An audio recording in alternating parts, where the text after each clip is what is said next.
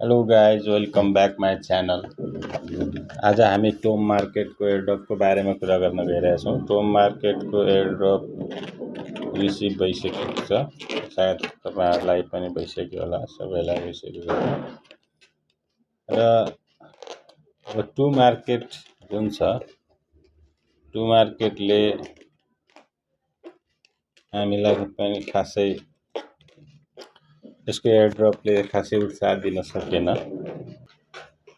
त्यसरी विगतका एयरड्रपहरूले हामीलाई झुक्क्याए, निराश बनाए, त्यस्तै खालको टु मार्केटले पनि त्यही बाटोलाई पछ्याएको जस्तो हामीलाई लागिरहेको छ। ओके, त एयरड्रपमा तपाईँहरूले हेर्नुभयो होला, यहाँ हेर्नुहोस्, म देखाइरहेको छु तपाईँहरूलाई। अहिले यहाँ मसँग 0 टोमा भनेर देखिरहेको छ, 0।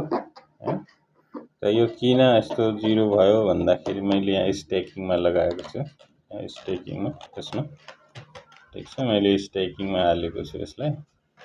त यहाँ गएर हेर्नुहुन्छ भने यहाँ स्टेकिङमा देख्न सक्नुहुन्छ तपाईँहरूले, यहाँ पार्टिसिपेटिङ भनेर लेखेको छ, मैले पार्टिसिपेट गरिसकेको छु। यो डकचेनको यहाँ पार्टिसिपेट गरिसकेको छु। यो डकचेन छ, यसको यो डकचेनको चाहिने फार्मिङ पुलमा पार्टिसिपेसन गरिसकेको छु। मलाई यसले 10,000 यहाँ हेर्न सक्नुहुन्छ, मेरो टोकन यहाँ छ, मेरो टोकन यसले मलाई दिएको 10,250 टोकन टोमा दिएको छ। र यो मैले अब यो स्टेकिङमा लगाइदिएको छु। यो स्टेकिङ 4 दिनमा इन्ड हुन्छ, र यसै पनि 4 दिनमा सायद अब यो टु मार्केटको लिस्टिङ हुनेवाला छैन, त्यस कारणले 4 दिनको लागि मैले यसमा लगाइदिएको छु।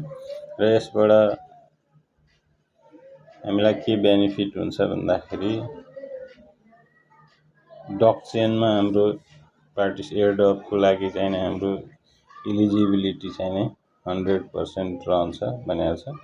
र 768.75 डक जुन छ डकचेनको टोकन, त्यो हामीले रिसिभ गर्छौँ भनेर भनेको छ यसले, ठिक छ।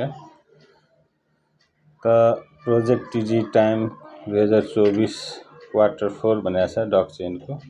यहाँ हामी हेर्न सक्छौँ यसको यो डकचेन र टोटल एयरड्रप चाहिँ यहाँ छ 1, 10, 100, 1000, 10,000, लाख, 10 लाख, करोड, 10 करोड, अरब, 10 अरब, यानी 16 बिलियनको तपाईँको यसको एयरड्रप छ। यो डकचेनको एयरड्रप, यसमा फार्मिङ पुलमा टोटल। र तपाईँहरू पनि जुन तपाईँहरूलाई टोकन पाएको छ होला, त्यो तपाईँहरूले यहाँ स्टेक गर्न सक्नुहुन्छ। 4 दिनको कुरा हो, 4 दिनमा हाम्रो टोकन निस्किहाल्छ र हामीलाई यसले एउटा फाइदा एक्स्ट्रा के दिन्छ भन्दाखेरि, डकचेनमा हाम्रो चाहिने जुन पार्टिसिपेसन छ त्यसलाई चाहिँ सुनिश्चित गर्छ। ओके, त गाइज यही थियो अब यसको टु मार्केटको। अब अगाडि यसको लिस्टिङको बारेमा खासै केही छैन हैन। अब लिस्टिङ कहिले हुने, टिजी फाइनल स्टेप 31 अक्टोबर भनेको छ, रिभिल योर टोमा एलोकेसन, हैन। त टिजीमा यसको खासै केही छैन। अब टोकन विथड्रल पनि अहिले भइरहेको छैन, त्यसै कारणले गर्दाखेरि पनि मैले चाहिँ विथड्रल नगरेर स्टेकमा हालेको छ। र यहाँ जति टोकन हामीलाई एलोकेसन भएको छ, एडिसनल त्यति नै टोकन चाहिँ हामीले यहाँ हामीले चाहिँ एउटा रिसिभ गर्न सक्छौँ, फेरि पाउन सक्छौँ। त त्यसको लागि यहाँ यसले भनेको छ, to market premium medal honour can unlock टोमा इन्स्टेन्टली, नो टास्क रिक्वायर्ड। यानी यसको जुन प्रिमियम मेडल थियो 1 टोनको, त्यो लियो भने यो तलको यो कुनै पनि टास्कहरू हामीले गर्नु पर्दैन, डाइरेक्ट हामीलाई चाहिँ यो सबै यो जति पनि छ टोकनहरू रिसिभ भइहाल्छ इन्स्टेन्टली भनेर भनेको छ।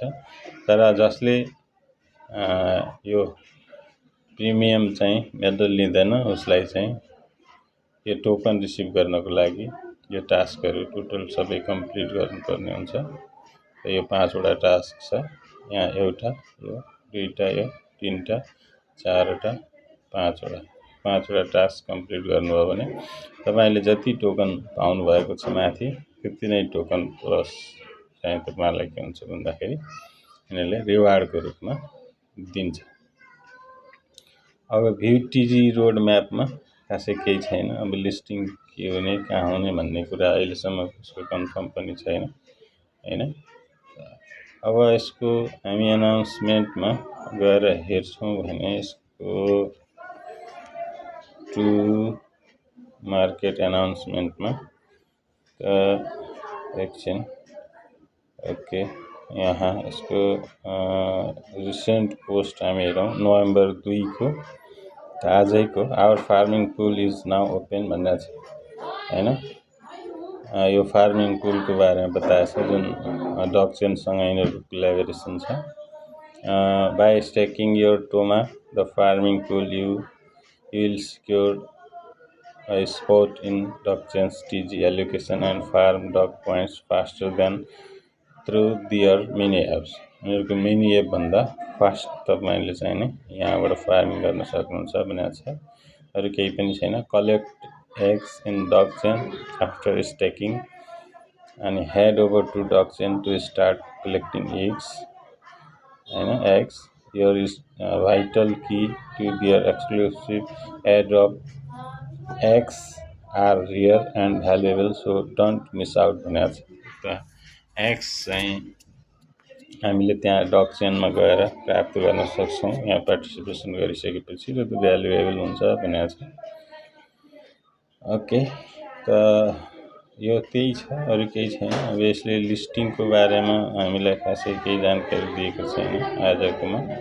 हिजोको हेरौँ पोस्ट नोभेम्बर 1 मा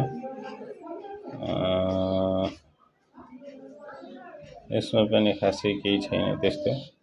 त लिस्टिङ यसको प्री मार्केट पनि चालु हामीले कहीँ देखेका छैनौँ। प्री मार्केटमा पनि लिस्टिङ भएको कुनै एक्सचेन्जसँग यसको कोल्याबोरेसन भएको पनि खै हामीलाई ठ्याक्कै अफिसियली केही जानकारी छैन होइन। त हेरौँ अगाडिको दिनहरूमा के हुन्छ।